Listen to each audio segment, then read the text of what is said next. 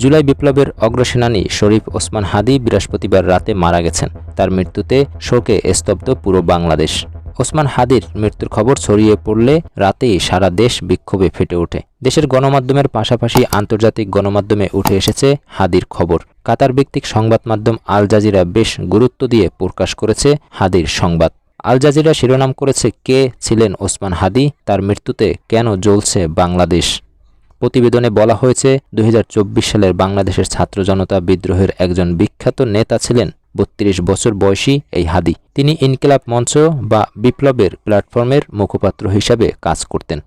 এছাড়া 2026 সালের ফেব্রুয়ারিতে আসন্ন নির্বাচনে বিজয়নগর এলাকার ঢাকা 8 আসনের সংসদ সদস্য হিসাবে দাঁড়ানোর পরিকল্পনা করেছিলেন। 12 ডিসেম্বর হত্যাচেষ্টায় আহত হওয়ার পর সিঙ্গাপুরের একটি হাসপাতালে চিকিৎসাধীন অবস্থায় তিনি মারা যান। প্রতিবেদনে আরও এসেছে, হাদী ভারতের একজন স্পষ্ট সমালোচক ছিলেন, যেখানে গত বছর বিদ্রোহের পর বাংলাদেশের ক্ষমতাচ্যুত প্রধানমন্ত্রী শেখ হাসিনা পালিয়ে যান। বাংলাদেশের অভ্যন্তরীণ রাজনীতিতে এর বিস্তর প্রভাব রয়েছে। প্রতিবেদনে আরও বলা হয়েছে, হাদীর মৃত্যুর খবর প্রকাশের পর বৃহস্পতিবার ঢাকা এবং দেশের অন্যান্য স্থানে সহিংস বিক্ষোভ শুরু হয় এবং শুক্রবারও তা অব্যাহত ছিল।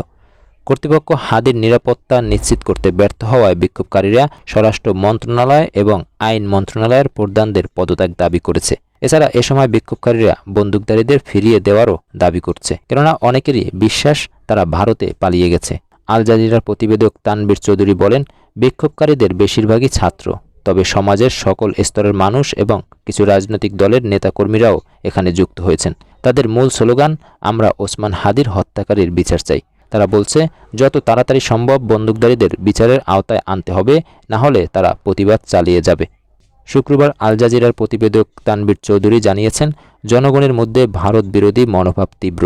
তারা মনে করে ভারত সবসময় বাংলাদেশের বিষয়ে হস্তক্ষেপ করে, বিশেষ করে নির্বাচনের ঠিক আগে। ভারতে আশ্রয় নেওয়া সাবেক প্রধানমন্ত্রী শেখ হাসিনা উস্কানিমূলক বক্তব্য দিয়ে যাচ্ছেন। আল জাজিরাতে এসেছে, হাদীর মৃত্যুর পর অনেক বাংলাদেশি ইন্টারনেটে তাত্ত্বিক তথ্য শেয়ার করছেন যে হামলাকারীরা ভারতে পালিয়ে গেছে। এমনকি বিভিন্ন দলের যুব রাজনীতিবিদ ও দাবিগুলির সমর্থনে পুনরাবৃত্তি করেছেন। দর্শক, এই ছিল আল জাজিরার করা বিশেষ প্রতিবেদন। চ্যানেলে নতুন হলে চ্যানেলটি এক্ষুনি সাবস্ক্রাইব করুন এবং পাশে থাকা বেল আইকনে ক্লিক করুন।